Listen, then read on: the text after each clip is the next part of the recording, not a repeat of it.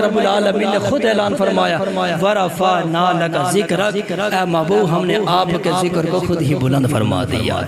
یہ حضور کی شان ہے، نرالی شان ہے۔ حالانکہ باقی انبیاء اور رسول کے لیے اللہ نے یہ اعلان نہیں فرمایا، حضور کے لیے اللہ نے یہ اعلان فرمایا کہ وَرَفَعْنَا لَكَ ذِكْرَكَ، اے ہمارے سونے محبوب ہم نے آپ کے لیے آپ کے ذکر کو بلند کر دیا ہے۔ جناب جبرائیل امین پیغام خدا لے کر آئے، اے جبرائیل امین پیغام آپ لائے ہو، آپ ہی وضاحت کر دیجئے اللہ نے کتنا ذکر بلند کیا۔ میرے آقا حضور نے پوچھا جناب جبرائیل امین سے، تو جناب جبرائیل امین نے بارگاہ مصطفیٰ میں عرض کی یا رسول اللہ، رب العالمین فرماتا ہے اذا ذکرت ذکرت معیا، سونیا ہم نے آپ کے ذکر کو اتنا بلند کیا، اتنا بلند کیا ہے کہ صبح قیامت تک جہاں جہاں بھی ذکر خدا ہوگا وہاں ساتھ ذکر مصطفیٰ بھی ہوگا۔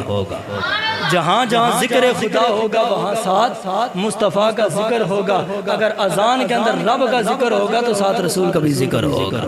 اگر اقامت کے اندر رب کا ذکر ہوگا تو ساتھ رسول کا ذکر ہوگا، اگر خطبے کے اندر بیان کے اندر ذکر خدا ہوگا تو ساتھ ذکر مصطفیٰ ہوگا، اگر نماز میں ذکر خدا ہوگا تو ساتھ ذکر مصطفیٰ ہوگا، محفل کے اندر ذکر خدا ہوگا تو ساتھ ذکر مصطفیٰ ہوگا، زمین پہ ذکر خدا ہوگا ساتھ ذکر مصطفیٰ ہوگا، عرشوں پہ اور آسمانوں پہ اللہ مقام پہ اگر ذکر خدا ہوگا تو ساتھ ذکر مصطفیٰ بھی ضرور ہو۔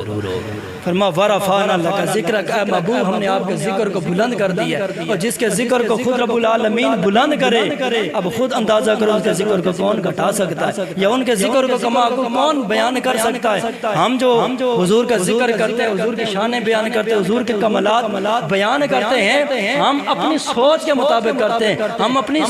تحقیق کے مطابق کرتے ہیں، اور ہم اپنے علم کے مطابق کرتے ہیں۔ اور یاد رکھنا ہر انسان کی سوچ کی انتہا ہے، ہر انسان کے علم کی ایک انتہا ہے، لیکن یاد رکھنا حضور کے مقام کی کوئی انتہا نہیں ہے۔ حضور کو اللہ نے وراء الورا مقام اور شان عطا فرمائی ہے، جہاں انسان کی سوچ، انسان کی عقل، انسان کی تحقیق، انسان کی سرچ اور انسان کا علم جا کر ختم ہوتا ہے، وہاں سے رب کے حبیب کا مقام شروع ہوتا ہے۔ حضور کے مقام کو کوئی پہنچ ہی نہیں سکتا ہے۔ ہم تو اپنی بساط کے مطابق، اپنے علم، اپنی عقل کے ترازو کے مطابق ہم حضور کی شان بیان کرتے ہیں۔ حقیقت تو یہ ہے حضور کی حقیقت کو سوائے رب العالمین کے نہ کوئی جان سکتا ہے، نہ کوئی جان سکتا ہے۔